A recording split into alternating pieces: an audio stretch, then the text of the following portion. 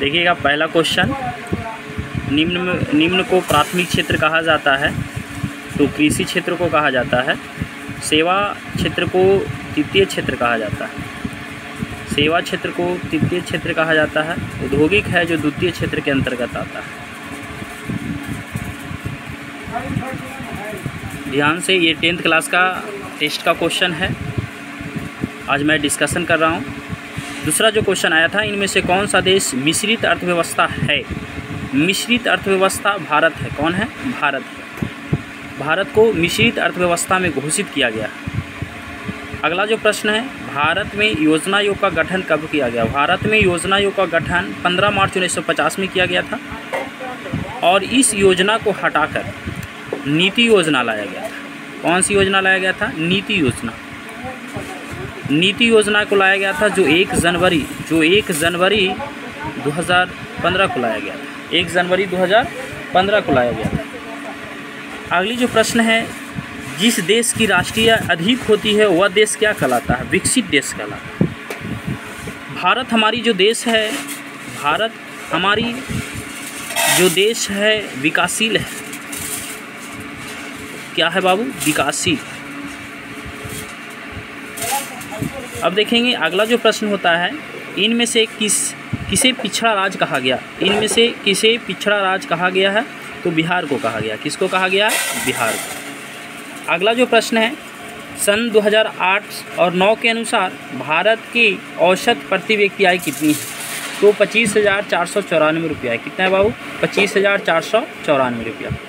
अगली जो प्रश्न है, भारत में वित्तीय वर्ष कहा जाता है। भारत के जो वित्तीय वर्ष होता है कब से कब तक माना जाता है? तो देखेंगे मिस्टेक हमारी ग जो ऑप्शन होगी सही होगी। 1 अप्रैल से 31 मार्च। 1 अप्रैल से कितना? 31 मार्च। ध्यान से देखेंगे, वित्तीय जब आपसे पूछ दे कि वित्तीय राजधानी हमारा मुंबई को कहा जाता है। किसको कहा जाता है? मुंबई को। किसको कहा जाता है? मुंबई को। आगे चलेंगे। आगे जो प्रश्न है, भारत में किस राज्य की प्रति व्यक्ति आय सर्वाधिक है? क्वेश्चन फिर से सुनेंगे। भारत में किस राज्य की प्रति व्यक्ति आय सर्वाधिक है? तो प्रति व्यक्ति आय सर्वाधिक है किसका? बिहार का। किसका? बिहार का।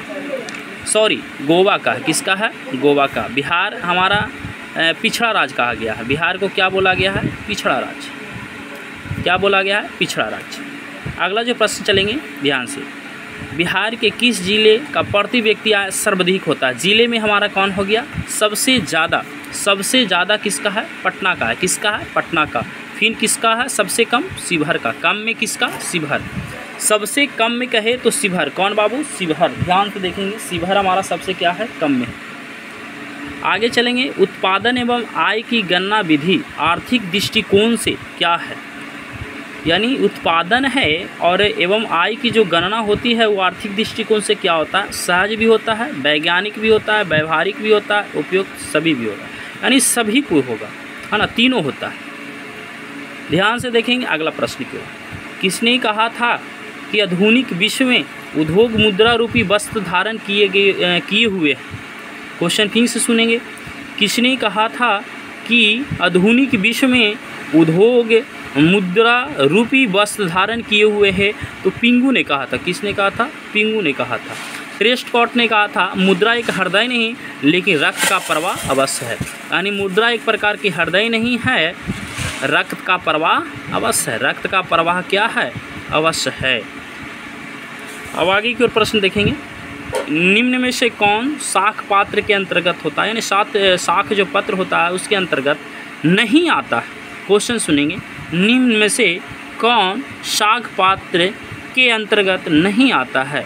तो आपका हुंडी नहीं आता, चेक आता है, बैंक ड्राफ्ट भी आता है, हुंडी नहीं आता है और कागजी मुद्रा भी आता है। आगे प्रश्न की ओर चलेंगे, मुद्रा का प्राचीनतम रूप है यानी पुराना रूप क्या है? मुद्रा का सबसे पुराना रूप बोला जाए तो वस्तु विनिमय है। पहला में कौन? वस्तु विनिमय।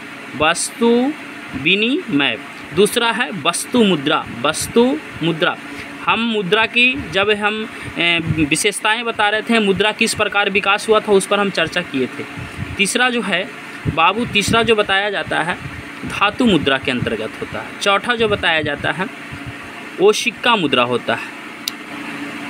आगे जो होता है पत्र मुद्रा होता है, फिर आगे होता है जो साख होता है। ये सब बताए थे। फिर आगे चलेंगे। सबसे पहले 40 नंबर क्वेश्चन, किस धातु का मुद्रा के रूप में सर्वाधिक प्रयोग किया जाता है? तो मिश्रण पूछेगा तो पीतल और तांबा का होता है, लेकिन कहेगा किस धातु को मुद्रा के रूप में सर्वाधिक प्रयोग किया जाता है, तो तांबा का। किसका बाबू? तांबा का। चलेंगे आगे क्वेश्चन, गैर संस्थागत वित्त प्रदान करने वाला सबसे लोकप्रिय साधन है। गैर संस्थागत वित्त प्रदान करने वाला सबसे लोकप्रिय साधन क्या है? तो सबसे लोकप्रिय साधन हमारा क्या है? महाजन है। क्या है? महाजन है। क्वेश्चन नंबर 16 पर ध्यान देंगे। क्वेश्चन नंबर 16 क्या करा इनमें से कौन संस्थागत वित्त साधन है? तो ये भी क्या है? महाजने है। क्या है? महाजन। कहता भारत की केंद्रीय बैंक कौन है? भारत का केंद्रीय जो बैंक है हमारा कौन है? आरबीआई है। कौन है बाबू? आरबीआई। आरबीआई की स्थापना 1900 में किया गया था? 35 में किया गया। चलिएगा अब आगे बढ़ते हैं थोड़ा सा क्वेश्चन नंबर 18 पर। राज्य में कार्यरत केंद्रीय सहकारी बैंकों की संख्या कितना है बाबू? 25 है। कितना है? 25 है। देखिए क्वेश्चन हम आगे समझाए थे। भारत का वित्तीय राजधानी है ना, भारत की वित्तीय राजधानी किस शहर को कहा गया है? तो बताए थे मुंबई। क्या बताए थे? मुंबई। आगे ध्यान देंगे। सहकारिता प्रांतीय सरकारों हस्तांतरित विषय कब बनी थी? तो 1919 में बनी थी। एक बात को ध्यान देना, आपको जलियांवाला हत्याकांड भी इसी के अंतर्गत हुआ था। आगे क्वेश्चन देखेंगे। आर्थिक विकास का तीसरा क्षेत्र, आर्थिक विकास का जब तीसरा क्षेत्र होता है वो सेवा क्षेत्र होता है। कौन सी होता है बाबू? सेवा क्षेत्र होता है। कृषि है जो प्रथम क्षेत्र में आता है। कौन क्षेत्र में आता है? प्रथम क्षेत्र में। समझ गए?